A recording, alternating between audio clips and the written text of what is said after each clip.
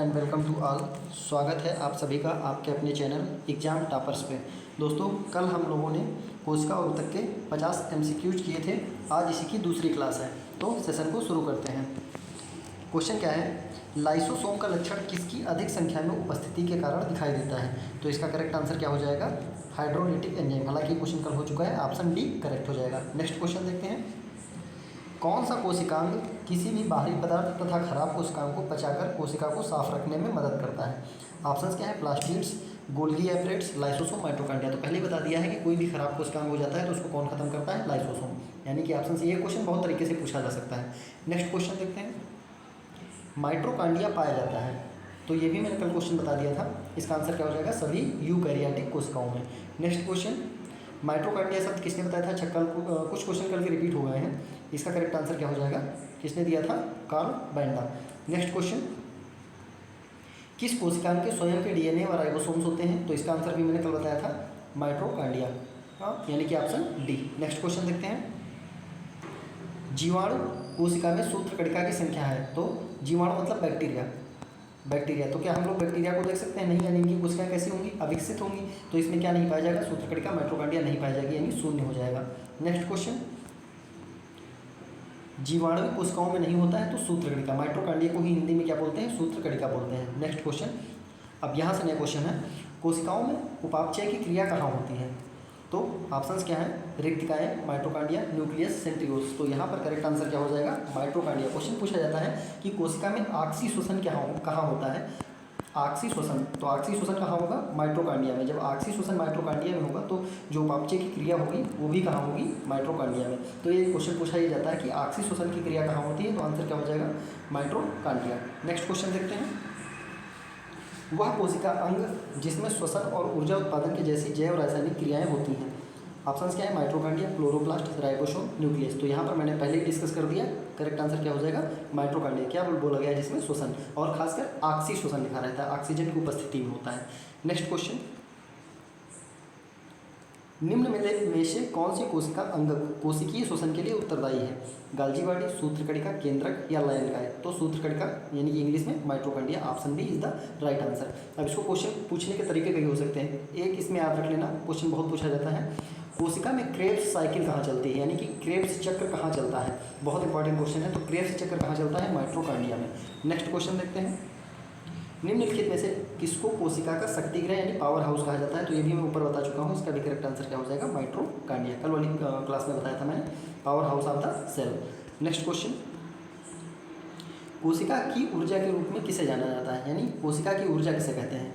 Glycine triphosphate, adenosine triphosphate या adenosine diphosphate या adenosine phosphate? तो यहाँ पर करेक्ट आंसर क्या हो जाएगा? एडिनोसिन ट्राइफॉस्फेट, जिसको शॉर्ट में क्या बोलते हैं? ATP। और इन्हीं को क्या कहा जाता है? ऊर्जा के सिक्के। क्वेश्चन पूछा जाता है ऊर्जा के सिक्के किसे कहा जाता है? तो वो आंसर क्या हो जाएगा? एडिनोसिन ट्राइफॉस्फेट, यानी कि ATP।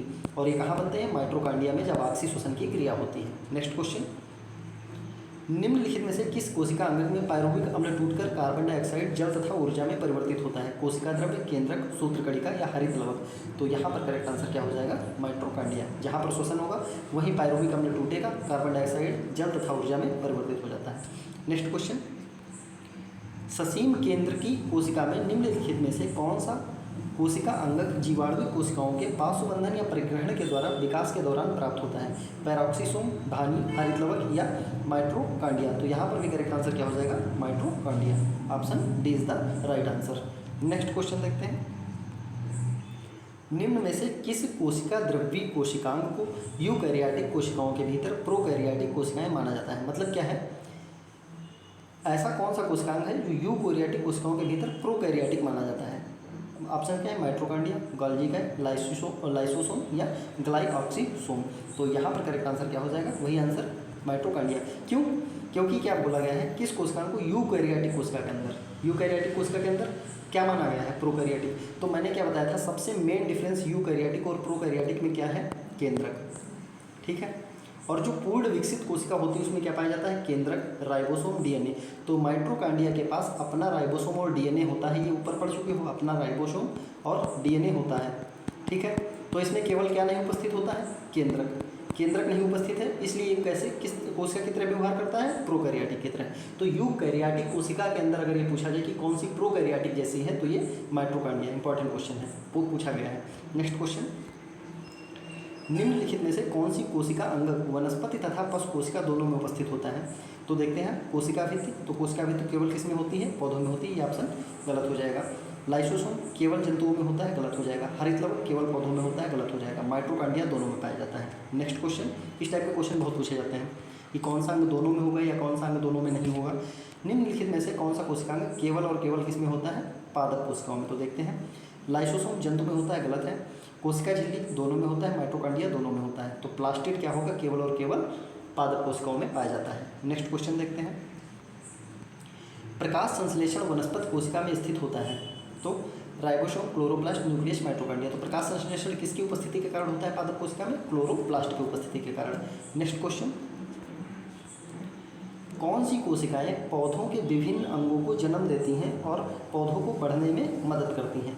तो देखते हैं, ऑप्शन क्या है, स्थायी, त्वची, मेरिस्टेमेटिक या प्रौढ़। तो इसका करेक्ट आंसर क्या हो जाएगा, मेरिस्टेमेटिक। ये एसएससी सीएचएसएल में पूछा गया है क्वेश्चन। तो पौधों के विभिन्न अंगों को जन्म देती हैं और पौधों को बढ़ने में मदद करती हैं। कौन सी कोशिकाएं, मेरिस्टेमेटिक कोशिकाएं। नेक्स्ट क्वेश्चन देखते हैं, निम्नलिखित में से कोशिका का नियंत्रक केंद्र कौन है। ऑप्शन, केंद्रक, प्लाज्मा, लाइसोसोम, क्रोमोसोम। तो सारी चीज़ों को नियंत्रण कौन करता है, केंद्रक। ये एक तरीके से कह सकते हो कोशिका का ब्रेन होता है। नेक्स्ट क्वेश्चन, एक कोशिका के केंद्रक में कौन सा द्रव्य होता है, कोशिका द्रव्य, जीव द्रव्य, न्यूक्लियोप्लाज्म या केंद्रक द्रव्य या न्यूक्लियोसोम। तो इसको कभी कभी इंग्लिश में ही पूछता है, हालांकि यहाँ पर हिंदी में लिखा है इसलिए समझ जाओगे कौन सा होता है, केंद्रक द्रव्य। लेकिन ये कभी कभी सिर्फ इंग्लिश में लिख के आता है, न्यूक्लियोप्लाज्म। ठीक है।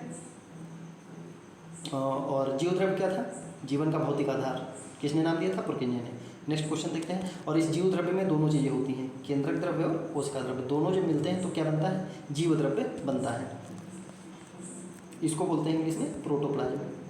प्रोटोप्लाज्म, क्योंकि कभी कभी सिर्फ इंग्लिश में आता है प्रोटोप्लाज्म। और इसको क्या बोलते हैं, कोशिका द्रव्य को साइटोप्लाज्म, क्योंकि साइटो वर्ड किसके लिए होता है, कोशिका के लिए। तो ये हो जाएगा साइटोप्लाज्म। साइटोप्लाज्म और न्यूक्लियोप्लाज्म दोनों मिलकर बनाते हैं प्रोटोप्लाज्म। नेक्स्ट क्वेश्चन, निम्नलिखित में से किसको कोशिका में अचल संपत्ति माना जाता है, कार्बोहाइड्रेट, वसा, प्रोटीन या न्यूक्लिक एसिड। तो यहाँ पर करेक्ट आंसर क्या हो जाएगा, इसमें सबसे ज़्यादा इंपॉर्टेंट क्या है, न्यूक्लिक एसिड। ठीक है, यानी कि न्यूक्लिक एसिड कहने का मतलब आरएनए और DNA. Ribonucleic acid, deoxy ribonucleic acid. Next question, निम्नलिखित में से न्यूक्लिक अम्ल हेतु एकलक कौन है, डीएनए, आरएनए, न्यूक्लियोटाइड या फास्फेट। तो यहाँ पर करेक्ट आंसर क्या हो जाएगा, एकलक पूछा गया है, तो यहाँ पर ये हो जाएगा न्यूक्लियोटाइड। नेक्स्ट क्वेश्चन, डीएनए का पूर्ण रूप क्या है। तो अभी मैंने ऊपर बता दिया, इसका पूर्ण रूप क्या हो जाएगा। ऑप्शन क्या है, di nucleic acid, deoxy nucleic acid, di ribonucleic acid या डीऑक्सी राइबोन्यूक्लिक एसिड। तो यहाँ पर करेक्ट आंसर क्या हो जाएगा, इसका ऑप्शन डी करेक्ट हो जाएगा, डीऑक्सी राइबोन्यूक्लिक एसिड। डाई नहीं होता है, डी बोलते हैं, deoxy ribonucleic acid. Next question, DNA की द्विसूत्री द्विकुंडलन संरचना का पता किसने लगाया था। बहुत इंपॉर्टेंट क्वेश्चन है। मार्गन ने, डी व्रीज ने, अरविंद खुराना ने, वाटसन एंड क्रिक ने। तो इसको जो डबल हेलिक्स मॉडल दिया था किसने दिया था, वाटसन एंड क्रिक ने दिया था। नेक्स्ट क्वेश्चन देखते हैं, डीएनए कोशिका के प्रमुख रूप से संग्रहित होता है। तो डीएनए कहाँ पाया जाता है, गाल्जी संरचना, कोशिका द्रव्य, प्लाज्मा झिल्ली या नाभिक। नाभिक मतलब केंद्रक। तो यहाँ पर करेक्ट आंसर क्या हो जाएगा, आंसर डी। कहाँ डीएनए कहाँ पाया जाता है, नाभिक। निम्नलिखित में से नाभिक के अलावा किस कोशिका अंगक में डीएनए होता है। तो मैंने ऊपर बता चुका है कि वही डीएनए कहाँ पाया जाता है, केंद्रक के अलावा। ये क्वेश्चन कई बार पूछा गया है कि कोशिका में केंद्रक के अलावा डीएनए कहाँ पाया जाता है। तो ये माइटोकॉन्ड्रिया में पाया जाता है। नेक्स्ट क्वेश्चन देखते हैं, न्यूक्लियस के बाहर डीएनए कहाँ मिलता है। वही क्वेश्चन सेम हो गया, यानी कि सी हो जाएगा, माइटोकॉन्ड्रिया। नेक्स्ट क्वेश्चन, डीएनए परीक्षण किसके द्वारा विकसित किया गया था। डी डॉक्टर एलेक जेफरी द्वारा, डॉक्टर वीके कश्यप द्वारा, वाटसन और क्रिक के द्वारा, ग्रेगर मेंडल के द्वारा। तो यहाँ पर करेक्ट आंसर क्या हो जाएगा, डीएनए परीक्षण सबसे पहले किसके द्वारा विकसित किया गया था। तो ये थे doctor Alec Jeffrey. Doctor Alec Jeffrey. Double helix model किसने दिया था, इन्होंने दिया था, Watson and Crick. Double helix model यानी कि द्विगुणित संरचना होती है। और डीएनए परीक्षण किसने किया, doctor Alec Jeffrey. Next question, DNA किस पर हाइपरक्रोमोसिटी दर्शाता है, हीटिंग, कूलिंग, क्रिस्टलाइजेशन या रेप्लिकेशन। तो यहाँ पर इसका करेक्ट आंसर क्या हो जाएगा, हीटिंग पे। Option A is the right answer. Heat करने पे क्या है, हाइपर क्रोमोसिटी। नेक्स्ट क्वेश्चन देखते हैं। डीएनए में पाई जाने वाली शर्करा हेक्सोज, हेप्टुलोज, पेंटोज या जाइलोलोज। तो डीएनए में जो शर्करा पाई जाती है उसका क्या नाम होता है, पेंटोज होता है। डीएनए में पाई जाने वाली शर्करा का नाम क्या हो जाएगा, pentose. Option C is the right answer. Next question देखते हैं। डीएनए में थाइमिडाइन द्विभाजी संरचना किसके कारण होती है, बीटा एवं गामा किरणों, यूवी किरणों, आईआर किरणों या एक्स किरणों के कारण। तो इसमें जो द्विभाजी संरचना होती है थाइमिडाइन द्विभाजी, तो ये किसके कारण होती है, यूवी किरणों के कारण। Option B is the right answer. Next question. जीव कोशिकाओं में आनुवांशिक लक्षणों के नियंत्रण में निम्नलिखित में से कौन सा उत्तरदायी है। तो एंजाइम, हार्मोन, आरएनए या डीएनए। तो यहाँ पर करेक्ट आंसर क्या हो जाएगा, आनुवांशिक लक्षणों के नियंत्रण में। तो यहाँ पर करेक्ट आंसर डीएनए हो जाएगा, क्योंकि जो हमारा एक्चुअल में आनुवांशिक लक्षणों के लिए क्या होता है, जीन होता है, ठीक है।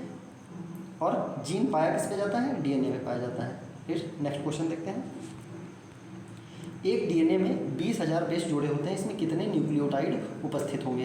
तो यहाँ पर ऑप्शन क्या है, 2,000, 40,000 या 2 लाख या 20,000। तो यहाँ पर करेक्ट आंसर क्या हो जाएगा, बी ऑप्शन 40,000, ठीक है। क्यों, क्योंकि एक में 2 होते हैं, जोड़े में रहते हैं ना, तो कितना हो जाएगा 40,000। Next question. डीएनए निम्न में से कौन डीएनए रहित होने पर भी द्विगुणन करता है, प्लाज्मिडियम, माइटोकॉन्ड्रिया, तारक केंद्रक या नाभिक। तो यहाँ पर करेक्ट आंसर क्या हो जाएगा, centriole. Option C is the right answer. इसमें डीएनए नहीं होता है, फिर भी कैसा करता है, द्विगुणित होता है। Next question. एचआईवी द्वारा उत्पन्न एंजाइम है जो पोषी कोशिकाओं के डीएनए के भीतर एचआईवी के डीएनए को संगठित करता है। तो हेलिकेज है या डीएनए गायरेज है या इंटीग्रेज है या लिगेज है। तो यहाँ पर करेक्ट आंसर क्या हो जाएगा, इंटीग्रेज। यानी कि क्या करता है, ये पोषी कोशिकाओं के डीएनए के भीतर एचआईवी के डीएनए को संगठित करता है। मतलब जो हमारी कोशिकाएं हैं जिनमें डीएनए पाया जाता है, उसमें क्या करता है, एचआईवी के डीएनए को डाल देता है। इसको क्या बोलते हैं, इंटीग्रेज। Next question. जीन है डीएनए का एक भाग, डीएनए और हिस्टोन का एक भाग, या डीएनए और आरएनए और हिस्टोन का एक भाग, या उपरोक्त सभी। तो यहाँ पर करेक्ट आंसर क्या हो जाएगा, उपरोक्त सभी। क्योंकि मेनली ये डीएनए पे पाया जाता है, डीएनए और डीएनए के साथ साथ जब आरएनए का रेप्लिकेशन होता है तो यहाँ पर डीएनए, आरएनए और हिस्टोन ये सारे सही हो जाएंगे, तो उपरोक्त सभी। Next question. जीन बने होते हैं हिस्टोन से, लाइपोप्रोटीन से, हाइड्रोकार्बन से या पॉलीन्यूक्लियोटाइड से। तो यहाँ पर करेक्ट आंसर क्या हो जाएगा, जीन बने किससे होते हैं, पॉलीन्यूक्लियोटाइड, यानी कि ऑप्शन डी करेक्ट हो जाएगा। नेक्स्ट क्वेश्चन देखते हैं। आरएनए एक बहुलक अणु है, इसका रूप क्या है, राडो nuclear acid, ribonucleic acid, rhino nuclear acid या रेस्टो। तो इसका करेक्ट आंसर क्या हो जाएगा, ribonucleic acid. Option B is the right answer. Next question. RNA का प्राथमिक कार्य क्या है। तो मैंने पहले क्वेश्चन में बताया था, कुछ अगर याद होगा तो पता होगा। ऑप्शन क्या है, प्रकाश संश्लेषण, प्रोटीन संश्लेषण, प्रतिकृति बनाना या अनुवाद करना। तो इसका करेक्ट आंसर क्या हो जाएगा, प्रोटीन संश्लेषण। जो मैंने बताया था एंडोप्लाज्मिक रेटिकुलम, उसमें मैंने बताया था एक रफ साइड होती है, रफ साइड में क्या उपस्थित रहता है, राइबोसोम। उस राइबोसोम पे प्रोटीन संश्लेषण होता है। एक्चुअल में कराता कौन है, वो RNA. Next question. Ribo nucleic acid RNA में निम्न में से कौन सा नाइट्रोजन क्षार उपस्थित नहीं होता है, साइटोसिन, एडेनिन, थाइमिन या गुआनिन। तो यहाँ पर करेक्ट आंसर क्या हो जाएगा, इसमें थाइमिन उपस्थित नहीं होता है। कौन कौन सा होता है, एडेनिन, गुआनिन, साइटोसिन, और इसकी जगह पर कौन सा होता है, ये लोग आप कमेंट करेंगे। इसमें से कौन सा अलग होता है डीएनए से, ये आप लोग कमेंट करेंगे।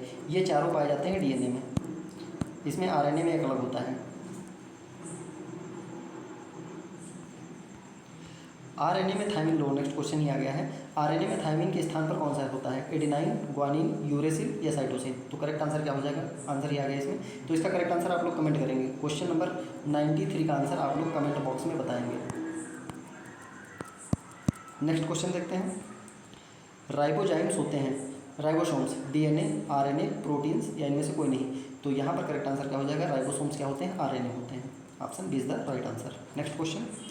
क्रोमोसोम में पाया जाता है, यानी कि क्रोमोसोम कहाँ पाया जाता है, केवल प्रोटीन, डीएनए और प्रोटीन, डीएनए, आरएनए और हिस्टोन, डीएनए, आरएनए, हिस्टोन और नॉन हिस्टोन। तो यहाँ पर करेक्ट आंसर क्या हो जाएगा, डीएनए, आरएनए और हिस्टोन होना चाहिए, यानी कि ऑप्शन सी करेक्ट हो जाएगा। डीएनए, आरएनए और histone, option C. Next question. सामान्य कोशिकाओं में डीएनए से आरएनए तक आनुवंशिक जानकारी के प्रवाह की क्रिया को क्या कहा जाता है? प्रतिलेखन, स्थानांतरण, अनुवाद या परिवहन। तो यहाँ पर करेक्ट आंसर क्या हो जाएगा? प्रतिलेखन, जिसको बोलते हैं ट्रांसक्रिप्शन। ऑप्शन ए, यानी डीएनए से आरएनए। नेक्स्ट क्वेश्चन देखते हैं। एक सामान्य मानव शरीर कोशिकाओं में गुणसूत्रों की संख्या कितनी होती है? 43, 44, 45 या 46। तो यहाँ पर करेक्ट आंसर कितना हो जाएगा? 46, यानी कि 23 पेयर्स होती हैं, 23 जोड़े।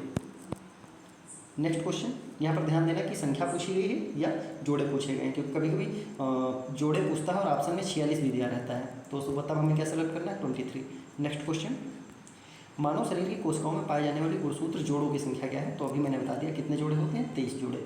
नेक्स्ट क्वेश्चन, चिंपैंजी की कोशिकाओं में पाए जाने वाले गुणसूत्रों की संख्या कितनी होती है? 21, 22, 24, 23। तो याद रखना, चिंपैंजी बताया जाता है कि सबसे बुद्धिमान जानवर है ना, क्योंकि उसमें मानव से एक जोड़ी ज़्यादा होती है, 24। ध्यान रखना, मानव से एक जोड़ी ज़्यादा होती है, चिंपैंजी में 24 जोड़ी। नेक्स्ट क्वेश्चन देखते हैं। बंदर की कोशिकाओं में पाए जाने वाले गुणसूत्रों की संख्या कितनी है? तो बंदर में कितना होता है? 21, 22, 24, 23। तो बंदर में ध्यान रखना 2 कम होता है, 21 होता है, यानी कि option A is the right answer.